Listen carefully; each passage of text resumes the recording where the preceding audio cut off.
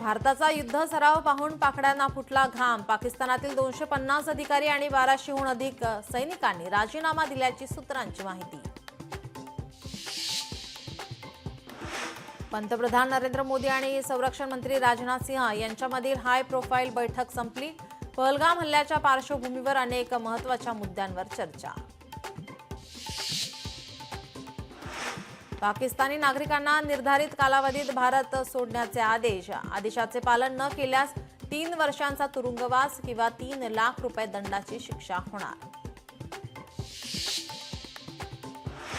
मुंबईत राहणाऱ्या 17 पाकिस्तानी नागरिकांना मायदेशी पाठवलं। मुंबई पोलिसांनी एक्झिट परमिट देऊन पाठवलं मायदेशी।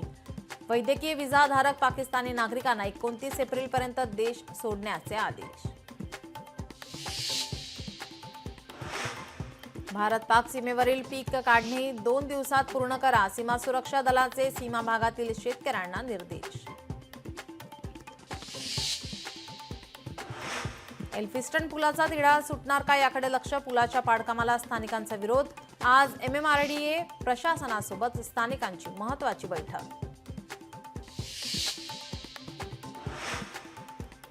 पुरावे नष्ट करण्यासाठी ईडीने स्वतःचं आपले कार्यालय जाळून टाकले। मुंबईच्या ईडी कार्यालयातील इमारत आग प्रकरणी हर्षवर्धन सपकाळांचं खळबळजनक वक्तव्य।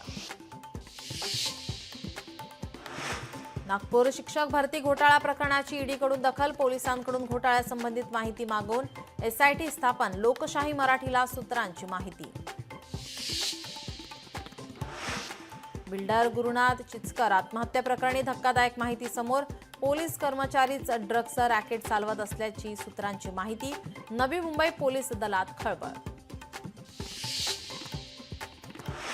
वोडाफोन कंपनी दूरध्वनी ग्राहक सेवा मराठीत सुरू करणार। गॅलरी आणि ग्राहक सेवेत मराठी मुलामुलींची नियुक्ती करणार। शिवसंचार सेनेच्या दणक्यानंतर निर्णय।